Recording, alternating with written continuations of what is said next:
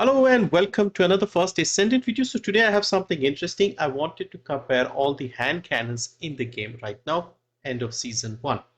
Now the reason I've picked this hand cannon class is because all of them are very good. All of them, and I mean all of them, even the blue tier one. They're all very good. They all have high crit rates, good crit damage. Their base firearm attack is excellent, and they all often also have good weak point, and the ultimates obviously have their own unique abilities. So I have done a bit of re-rolling of the stats here, and I have put at least one energy activator on all of them, and I've also put some default mods on all of them to make it a fair comparison. So for example, here with Naziestra's Devotion, I have made a full build, which is setting 1. But what I'm going to do is rifling in reinforcement, action reaction, rounds per magazine, fire rate up, and recycling genius, which is the reload mod. So I'm going to put these mods on all of them because these are fairly common across the board.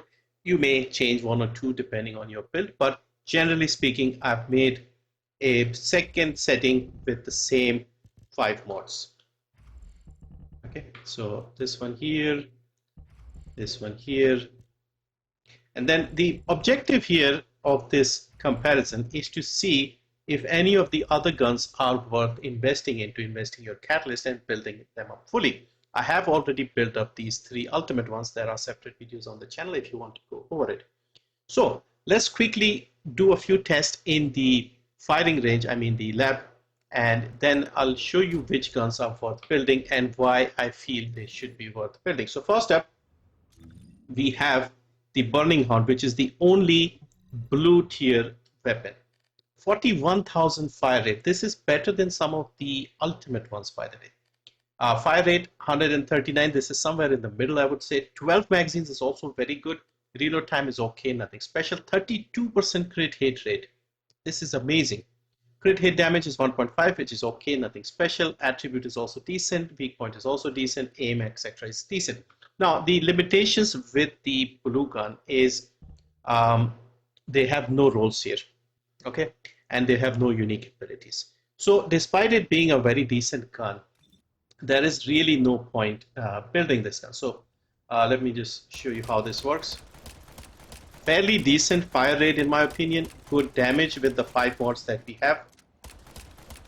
And yeah, it's a handy gun. So if you are still in the campaign and you want to, get a good powerful gun, you can grab one of these. You get this in Kingston early on, like literally in the first map, and just put in these 3 mods and you're good to go.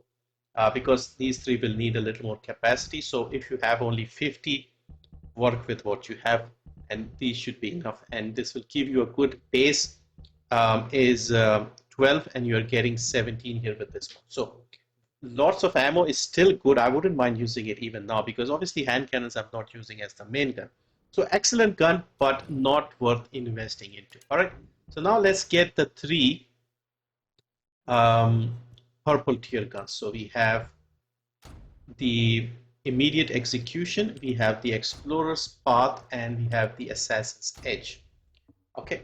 So what I've also done is I've tried to roll firearm attack on all of the guns. Now some of them, for example, this one is only blue because I ran out of the fine adjustment axis, the silver ones.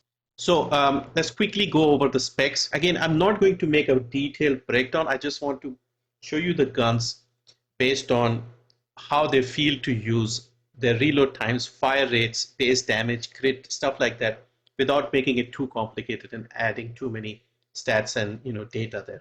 So the first one here is the immediate execution. Now this has a decent firearm attack, not the highest. Base is 36, with the roll it's about 41,000. Fire rate on this gun is the highest.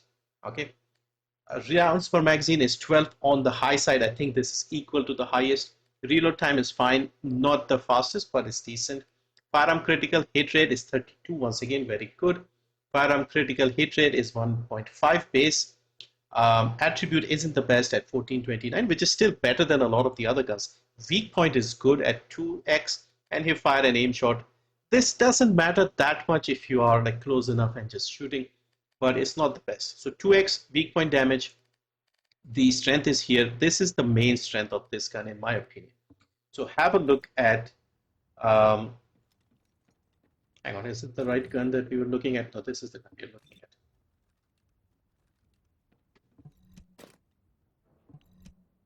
So watch how quickly this gun fires.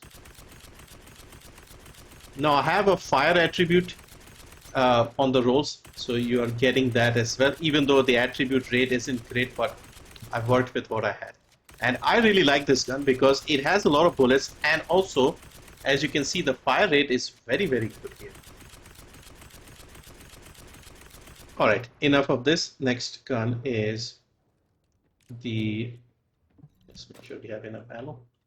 So the next gun here is the Explorer's Path. Now this gun has one of the highest base firearm attack, 55,000. But at the same time, it has one of the slowest fire rates. Rounds per magazine is somewhere in the middle at 9. Reload time is pretty good, 1.4. Critical hit rate is a little lower than the other gun at 27. Critical hit damage is also a little lower. And then we have status attribute is good at 20, and we also got a roll on that. So you could put like one of the element mods and we'll be able to find. Again, 2x base stat on the weak point. So weak point is good. If you were to build it, go for that. Now let's see how this works in the firing range. You can see it's much slower than the previous gun. Okay.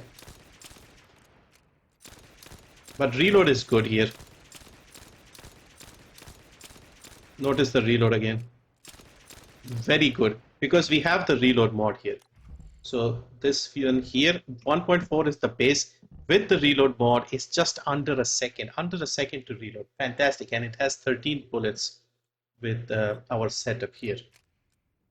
14 actually. Now again, one more thing I want to mention. 14 because I have the full Slayer set equipped, and it gives us more ammo. Okay, rounds per magazine, 4 set plus 9%. So that is why it's showing 14, meaning 1 extra bullet. So normally if you are using with somebody without the Slayer set, it will be 30, which is still pretty good. So this gun's main appeal is it has a strong firearm attack and has quite a lot of ammo and is very fast to reload. This gun here, immediate execution, this one had good weak point, good crit rate, decent fire rate. Fire rate was the best on this one. Good ammo capacity. These two are slightly different, but they have really good use cases. This one is slow to fire. Fire rate is slow, but hits harder. This one hits faster, but less damage. But both have their roles. And then we have this one here, Assassin's Edge. So Assassin's Edge has the highest crit rate among the three. Also a little more damage, but a little slower, slightly faster than the other one. And so it's in the middle of the two basically. So it's 2x base stat on the crit, which is good again, and also the weak point is good. So all three of them have a good case, and the reload time is 1.4. So let's use this as well.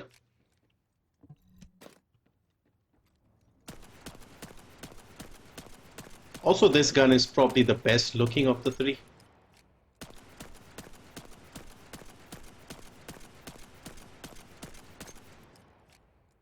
All right, so basically, let's put it this way, if we can. And honestly, all three of them are fantastic guns in my opinion. So if you want a fast firing gun with a quick fire rate, immediate execution is the best. So let me show you again, because I was just blown away by how fast this shoots. This one here. This is amazing for me because I like guns like this, fast shooting, hard hitting guns. Okay, then we have this one in the middle, has the highest crit damage and the crit rate, but slower, a lot slower than this, a little faster than this, but in the middle does more crit and stuff. And this one hits the hardest but is the slowest. All of them have good rounds per magazine. This one has 12, 9, 9. In my opinion, because of how I like to play, the winner of this category is immediate execution. So I would consider building this because it has the fastest fire rate. It has the most magazines. So basically it has 12, but you can put the mod and you'll get a lot more, 17, 18 with just one mod. these two have 9 base, so they'll never reach that without the same amount. And hits faster, and you can put a mod to increase the reload. You can put 2 mods if you want to increase and match it with these ones for reloading. And of course, you have the usual crit mods, weak point mods, and stuff like that. So it's a good gun, shoots fast, and has a lot of ammo. So these are the 3 purple tier guns. Again, my preference is this, but if you want a harder hitting gun, you can go for this. All right, now let's move on to the top tier, which is the ultimate guns. So what we have here, let me just restock on ammo first.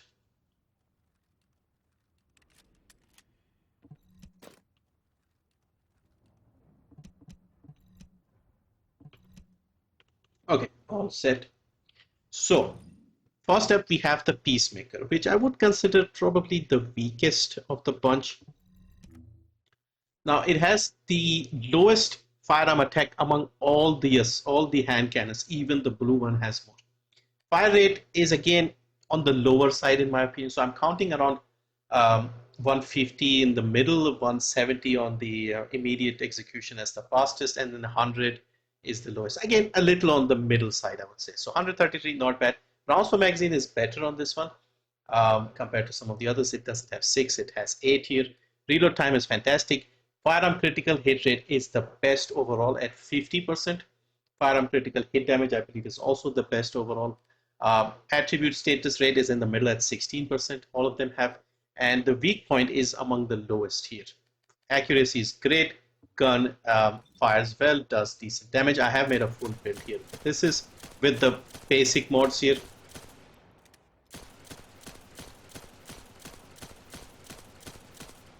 All right.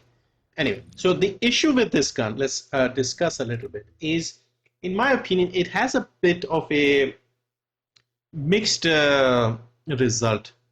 Let me show you what I mean. So when using a dimension or fusion skill, grants unique ability, single reload for peace, trigger rate, and it gives you more non-attribute power when hitting a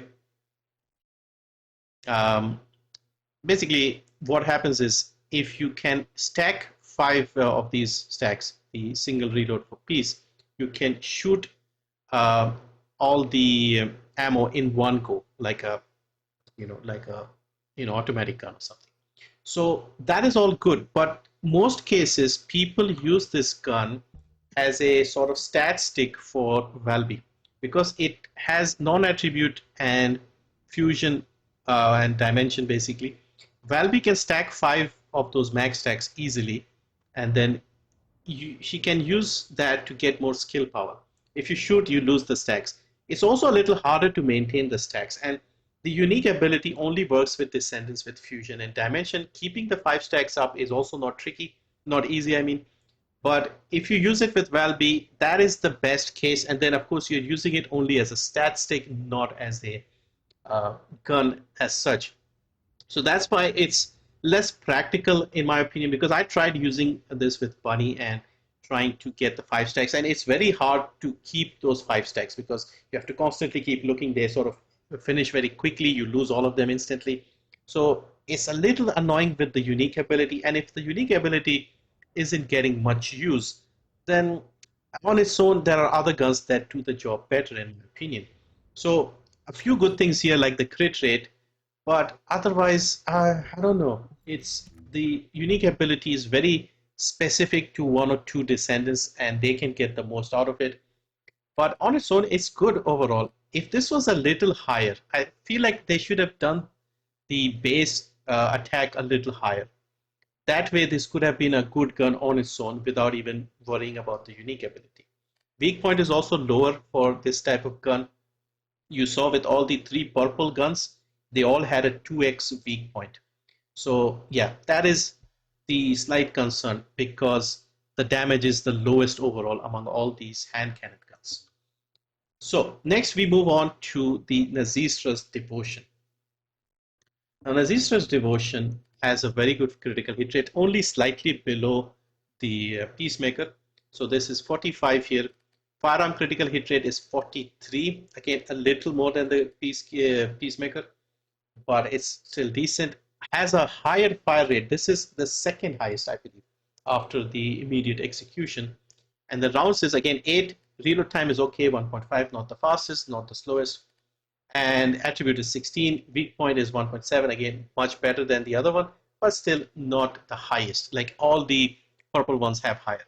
Now, the unique ability on this one, though, this is good because when you hit enemy's weak point, you put something called a devotion mark on the enemy, which is a 3-second duration, and it reduces the defense of the enemy by 30%. So again, not the, you could say the best type of unique ability, but it is more practical. So hit the weak point, you get the token of devotion, and you do more damage. It also has a good fire rate, has at least 8 bullets by default. So if you put a mag, you'll get a little more. So how much am I getting? I'm getting 12 here with one. Have I put the wrong setting? No, it is just one here, and we are getting a good. Just check if we have a. No, we don't have any rolls here either. But yeah, we're getting 12. Of course, with the Frena thing, we're getting one more there. So this is really, really good. Okay, and then we have the final gun, which is the Perforator. Now, Perforator got a buff recently. Again, I have a separate video for this one. This is by far the hardest hitting gun at 67,092 base damage. And at the same time, also the slowest fire rate at exactly 100. Rounds per magazine is also on the low side, 6. Reload is again slightly on the higher side. Critical hit rate is not the best here, among the lowest here. Probably the lowest, I feel. Critical hit damage is 2x, which is again decent, not the best. I mean, it's on the higher side. And we have weak point at 2.25 on the higher side, probably the highest overall. So now you'll see the dilemma with this gun when we go to the unique ability. Keep in mind, base weak point is 2.25, okay? And crit hit rate is 20. Now, when you go to the unique ability, what we have is critical hits or hits on weak point spawn explosive scanners. So basically what we have is, if we hit the weak point, they have these things called explosive scanners, which are basically, you'll see for items drop on the ground and they'll explode like mini bombs, let's say. Okay, they explode and create an explosion and damage nearby enemies. You get them if you hit a weak point or if you do a crit. Okay. The issue is you get 5 of these scanners when you crit, but you get 1 when you hit a weak point. I think you're seeing the issue here.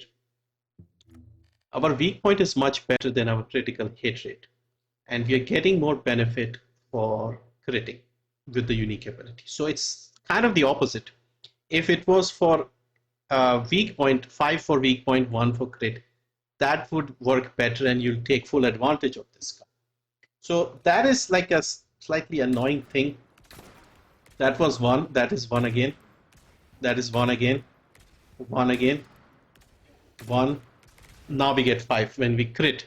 So because our crit rate is lower, you'll put a lot of mods trying to crit. So basically what I'm trying to say is, in order to get the full effect of the unique ability, you need to crit more than hitting the weak points. And you can't crit more because the crit rate is much lower than any of the other guns. So we are in a weird situation where the unique ability wants more weak point stuff and more crit, but you have more weak point. So it's a bit of a complicated gun. And also like when you're doing the crits, it's creating all the explosions and stuff, which makes it hard to see. And so it's just a little too much going on for my liking. It is hitting hard, doesn't have a lot of ammo though. So overall, again, all of them are usable, but for me, the clear winner is the Naziestra's Devotion. It just simply shoots faster, does more damage per hit, no confusing, unique abilities or contradicting or whatever. You hit the weak point, you get a mark of devotion, you can just reliably crit more often, shoot faster, has decent ammo.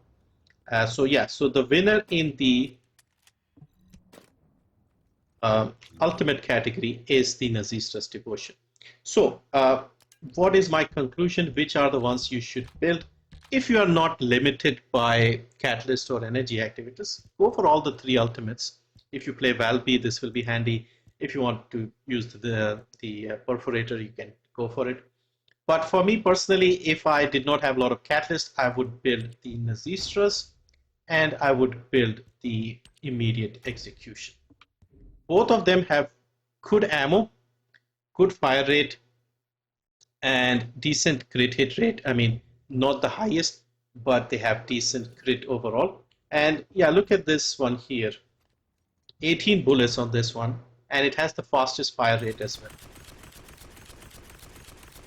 Now, obviously, when I have more of the fine adjustment, I'll try and remove the fire attribute. It is good. I mean, I'm hitting it quite regularly, even though it only has like a 14%. Might be the lowest overall here, but we are still hitting, so I may leave it at that. But yeah, I'm thinking of building this gun next among the purple tier guns. So yeah, Naziestra and these two, if you just want to pick the two best guns, again, if you like fast firing, high capacity, quick reload type of guns, all of them are fairly quick, to be honest. But yeah, so all of them are good. That's the whole point. But yeah, these two just have a few issues, minor issues, and these are all three of them are good. All three purple guns are good. Yeah, I picked this one because it just has more ammo, faster, fire rate. So these two are my favorite. I'll spend some time when I have enough catalysts. I'll try and make a full build out of this.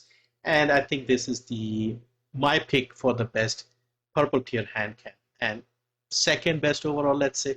Again, these are obviously better in terms of raw damage, but for just a fast gun that you want to use out in the open world missions, I would like to use this more often. All right, so that is the build here for, not the build, the comparison for the hand cannons. Hope this was different and interesting.